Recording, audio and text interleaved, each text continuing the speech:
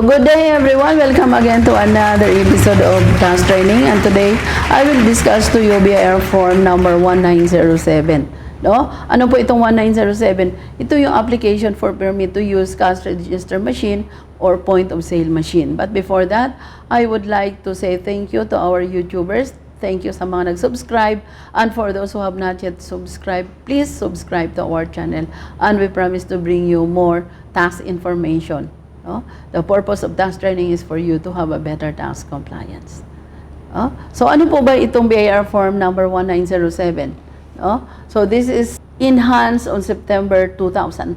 So hindi siya enhanced nung train law ng 2018. Hindi siya binago. So same pa rin. No? So, ito yung application for permit to use cash register machine and point of sale machine. Ano ba itong cash register machine? Ano itong point of sale machine? Ito yung mga ginagamit na sa mga negosyante na nag-i-issue po ng resibo. So, yung mga papel na binibigay as proof of sales sa mga customer is tantamount to the official na mga resibo. Authorized po sila na mag-issue ng ganong klaseng resibo. No? So, number one, the purpose of the application, cash register machine in lieu of sales invoice or receipts. Kasi ang cash register machine natin, yan na yung pinaka-resibo. So, hindi na kailangan yung mga sales invoice natin. Cash register machine, receipt na. No? So, letter A, no, cash register machine in lieu of sales invoice or receipt. Or, ano po ang nakalagay dito na description ng cash register machine, can be stand alone or linked to computerized accounting system. Ano po ibig sabihin yan? Yung cash register machine po, meron dati kasi, naka-tape roll lang yan, yung ikot-ikot lang yung tape niya sa loob na pag dalawa yung tape roll niya, yung isang tape roll iikot dyan sa loob, pag nag-issue ka, napi-fill up din yan sa loob. Ito yung pinaka-duplicate ng mga na-issue mo na resibo. Pero ngayon, wala nang ganun sa cash register machine, computerized na. So, pag nag-issue ka ng resibo, electronic records na, naglalagay siya ng copy, pero electronically, hindi na yung hard copy. No? So, yun yung mga cash register machine na karamihan na ngayon. Wala na yung mga mano-mano pa na may tape roll. No? So, ang tawag sa kanila doon, stand-alone. Why stand-alone? Kasi lahat ng records na hanapin mo na doon na sa loob ng cash register machine. No? Sabi dito, link to computerized accounting system. Yes, na-link.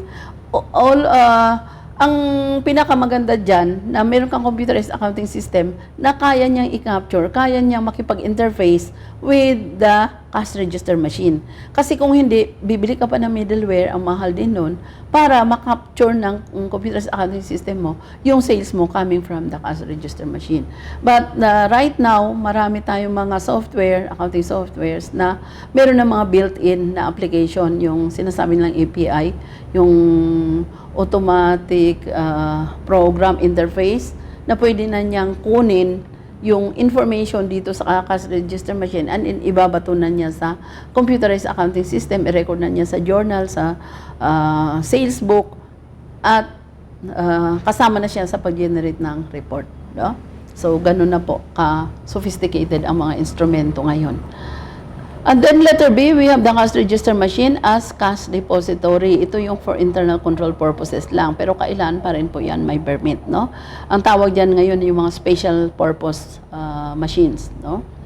So, point of sale machine in lieu of sales, invoice, or receipts can also be stand-alone or linked to computerized accounting system. Ano bang pagkakaiba ng cash register machine at itong point of sale machine? Karamihan ng cash register machine, ginagamit po siya sa mga grocery stores, no?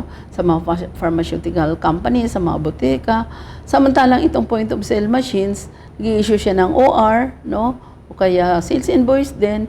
Pero ginagamit siya ng, halimbawa, mga restaurants, ng ibang klase ng business. Magkaiba lang sila ng mukha. But ngayon, since sabi ko nga sa inyo, may computerized na rin ang cash register machine, halos wala na rin silang pagkakaiba ng point of sale machine.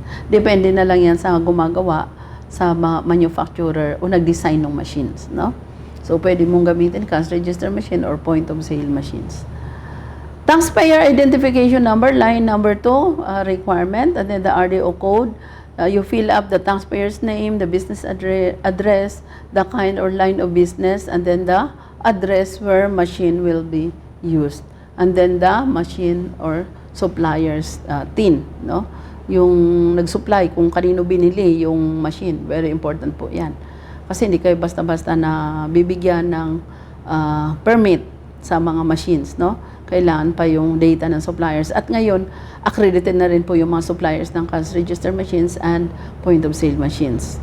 Why? Kasi ang dami requirements as to the content ng resibo ngayon. Di ba may validity na 5 years and then may mga permit na nakalagay sa face of the receipt mismo.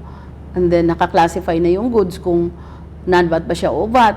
And then meron pang mga exempt at saka batable na items at saka lalo na yung mga sales discount for senior citizen and persons with disability. So lahat yan dapat naka-capture ng resibo, no, naka-program.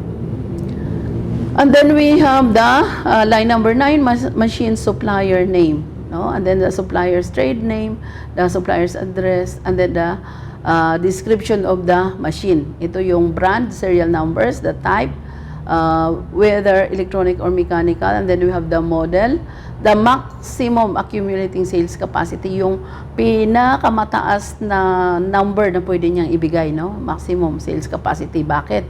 Kasi yun din ang ibibigay na permit ng BIR. Pag na-reach na niyan, kuha siya ulit ng permit sa BIR to reset the number, no?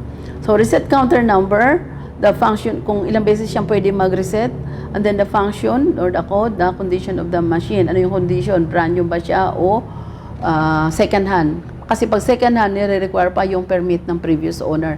Kasi i-reading pa yun dahil may laman na yan na sales, no? Kaya hindi kayo basta-basta bumibili ng mga second hand na machine, lalo na kung may history pa yun na hindi cleared yun sa BIR, magkakaproblema kayo kumuha ng permit.